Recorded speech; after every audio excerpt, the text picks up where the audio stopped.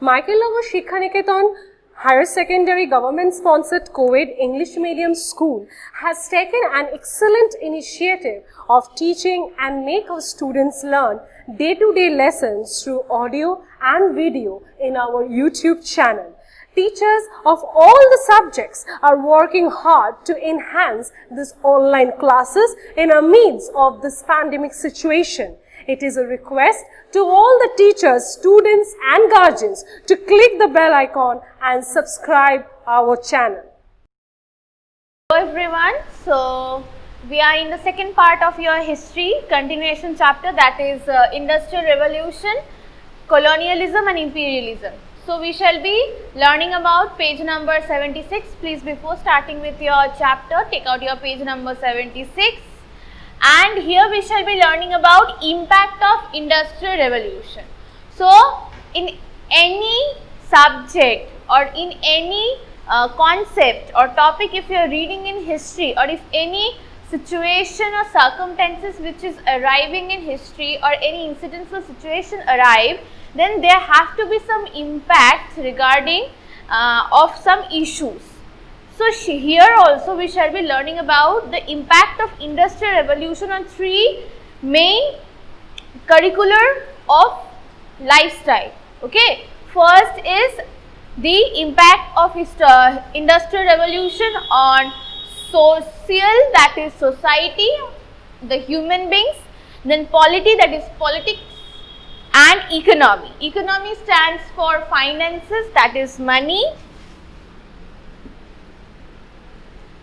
Finances, that is money. Polity refers to obviously human lifestyle and human people. People is connected with it, and social is society. So we shall be learning about the impact of Industrial Revolution on society, polity and economy. Okay, so page number 76. So what is stated in your book? Let's read this for a while. So impact of Industrial Revolution on society, polity and economy. So first is England industrialization brought about unforeseen consequences. So what is it saying? That the England or the industrialization of England brought some unforeseen consequences. What is the meaning of unforeseen? Which are consequences or impact which is not seenable, unforeseen. A thing or a situation or a time which will not be able, or which was not being able to having a thought that this may be happen in past or future, that is unforeseen consequences.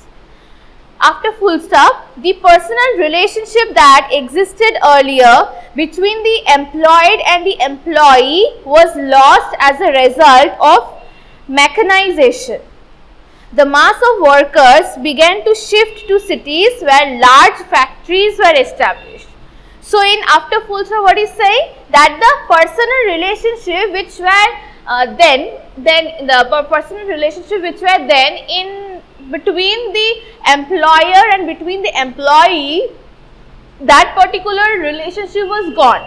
Because what? Because the labor system or the human physical system or physical labor was being impacted or was being changed into mechanization, that is machines.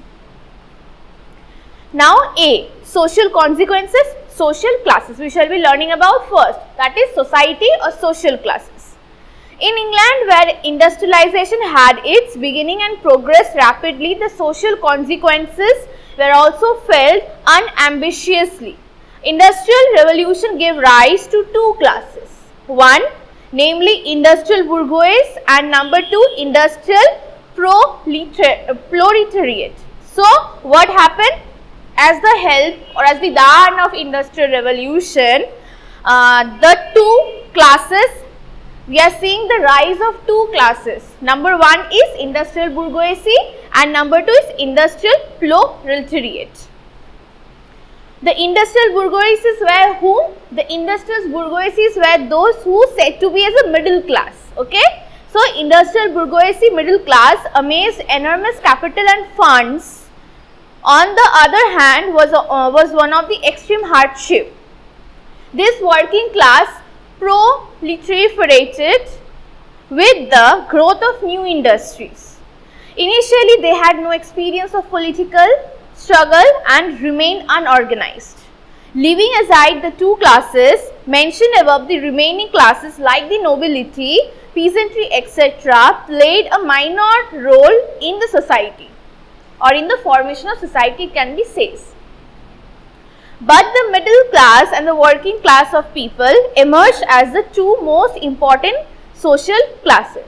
So, in the first stanza what we are saying? We are saying that with the help of industrial revolution in England and in other parts, one of the three main criteria, that is social or the rise of socialism or the rise of society, helped or emerged as a rise of two important classes or industrial classes. Number one is industrial bourgeoisie and number two is the working classes, that is industrial proletariat.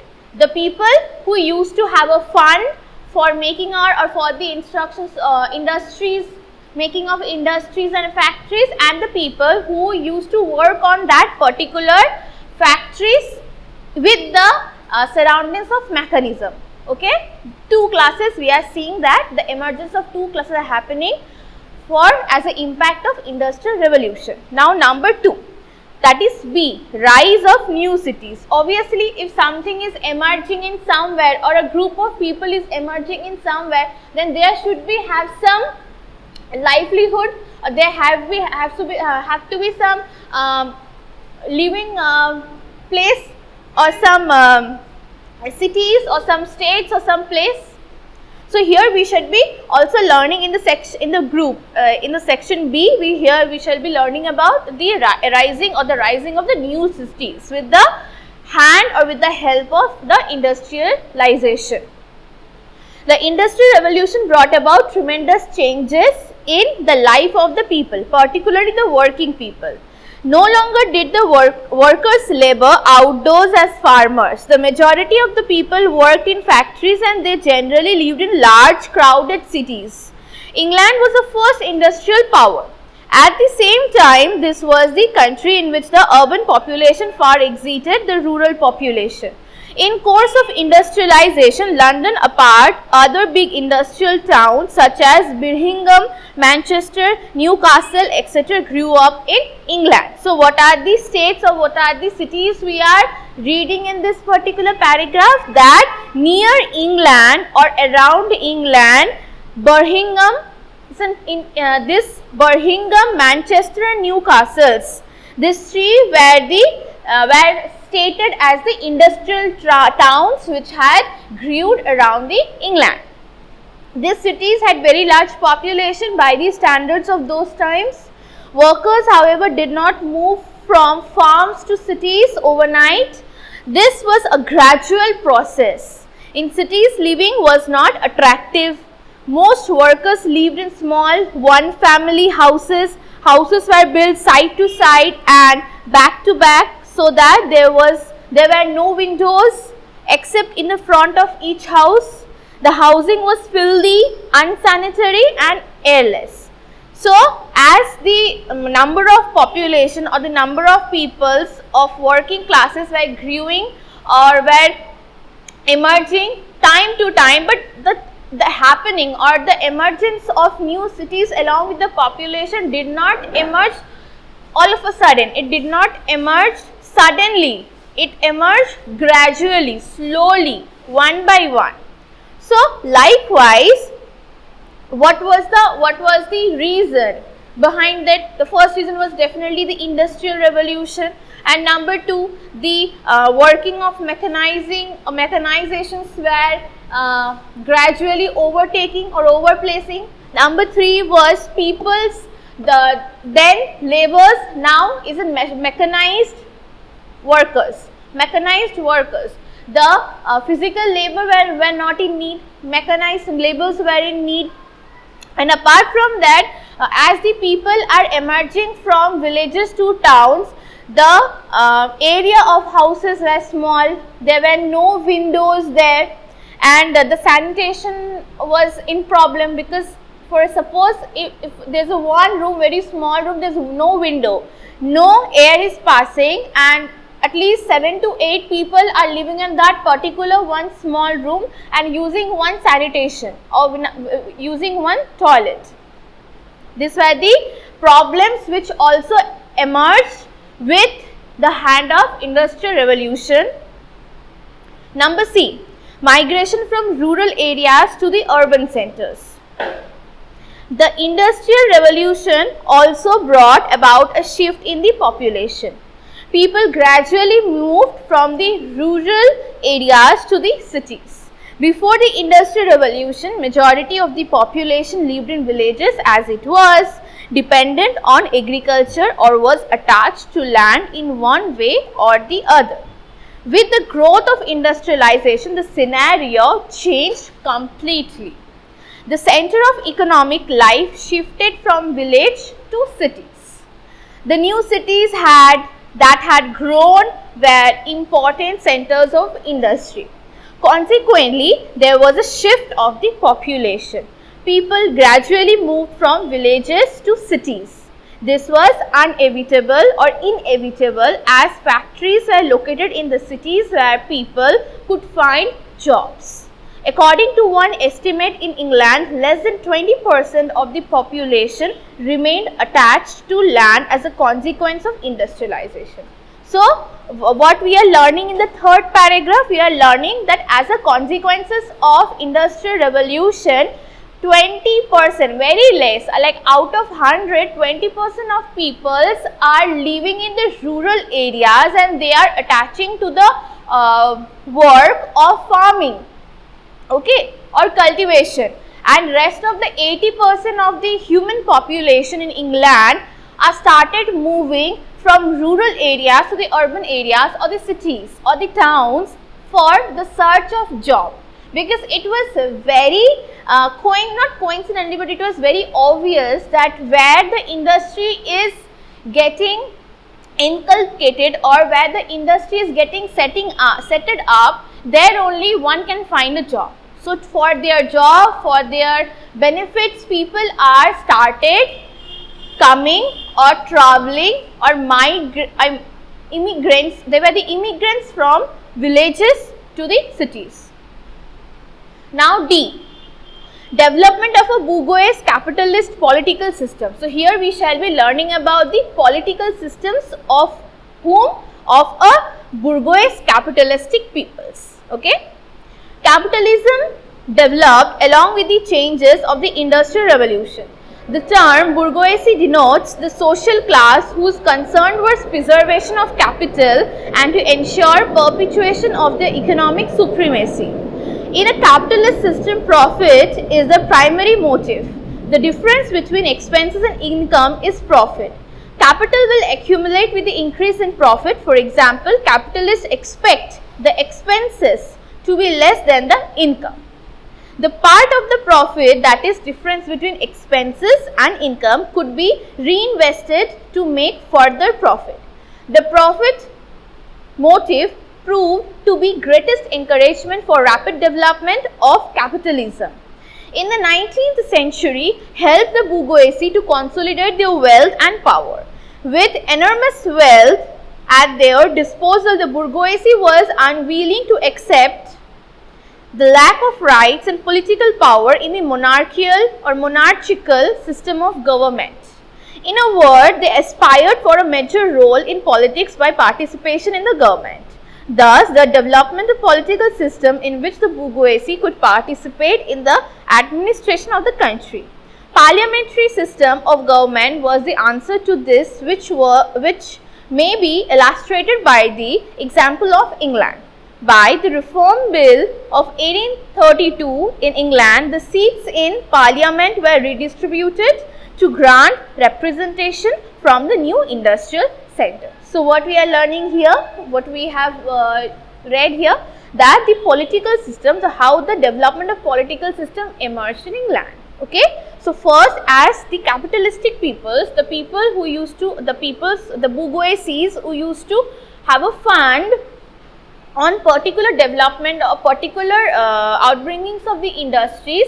So they did what? They put a fund, and with the profit, with the capital profit, that 1/4 of the capital profit been kept in their banks or for interest purposes, and the 1% is left. Out of four parts, 1/3 or 1/2 part have been kept in their own profit purposes, and the rest of they used to reinvest on factories, and slowly their financial categories or their financial classes been emerging as one of the most important, in a politically way, one of the most important financially capable persons, and simultaneously their role on political activities were emerging and growing in a larger way. Now next is E, that is inequality of distributing the resources, rise of new classes. So here we shall be learning about the rise of new class system.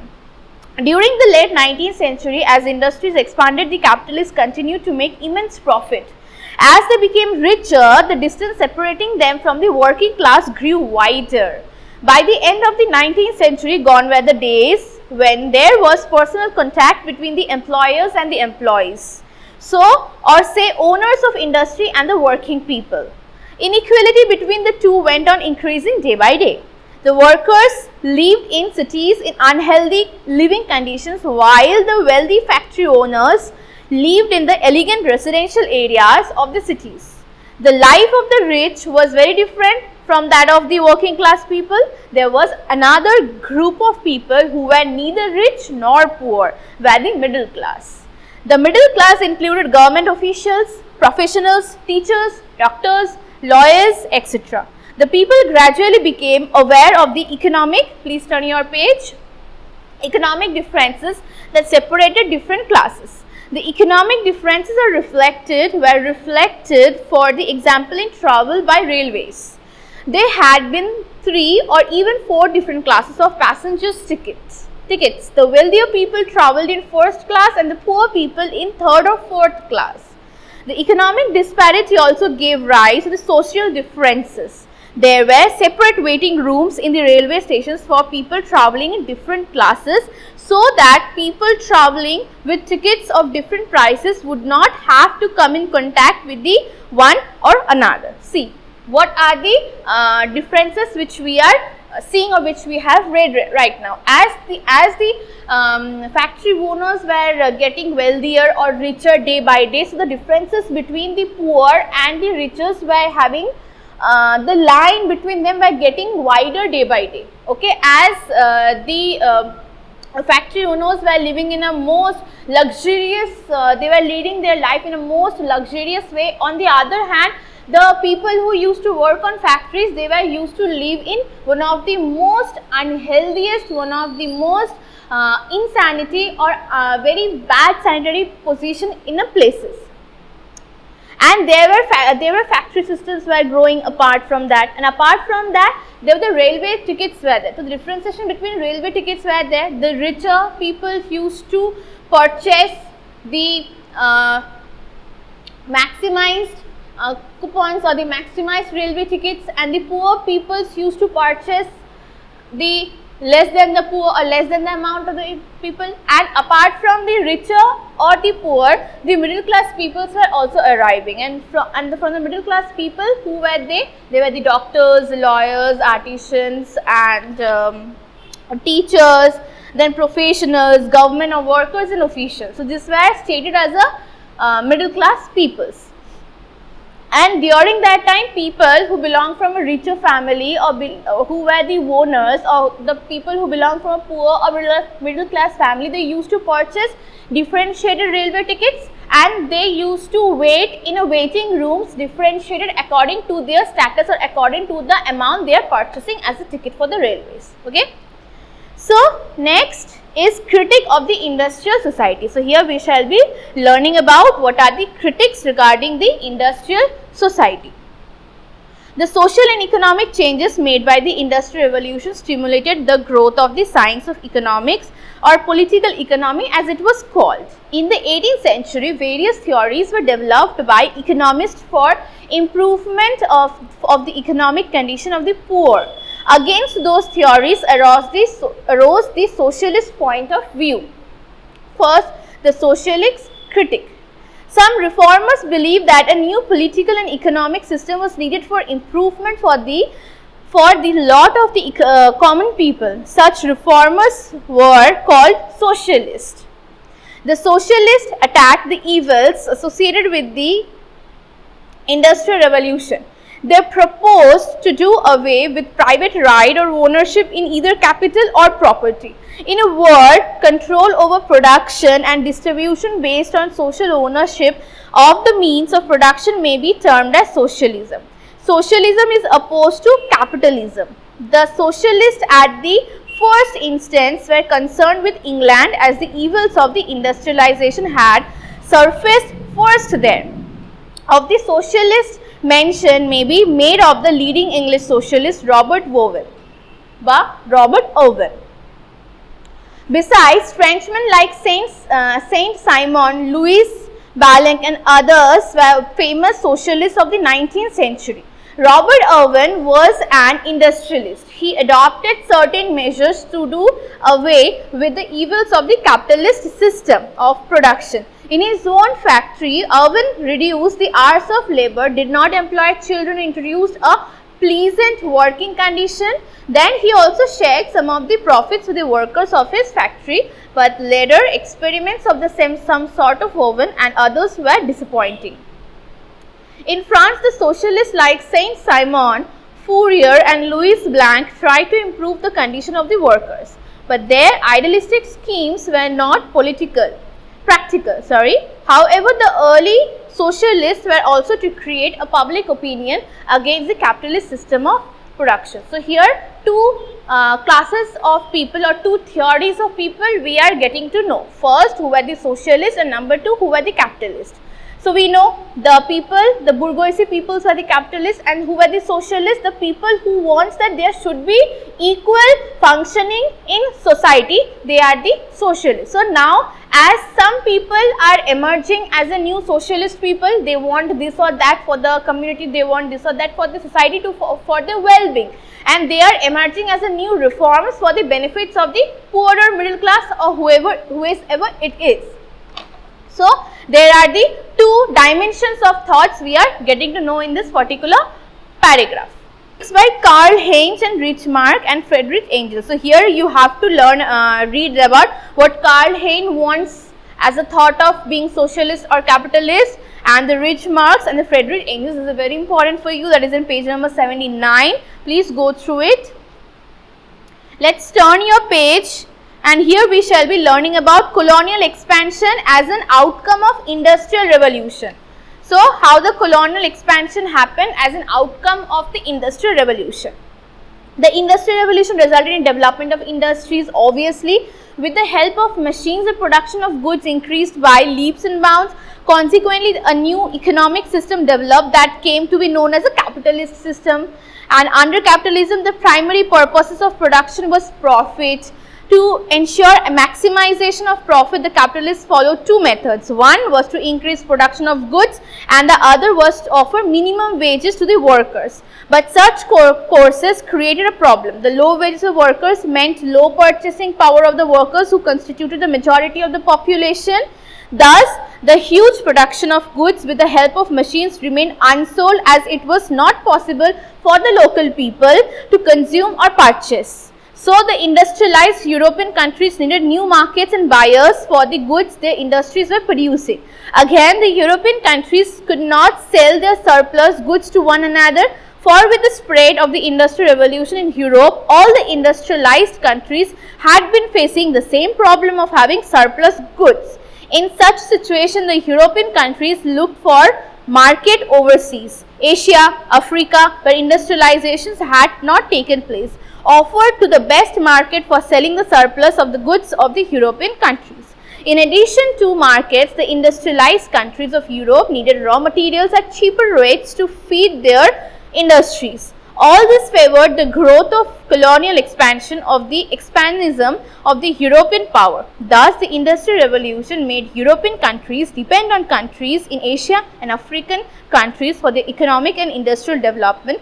These led to the building of colonial empires by the European powers.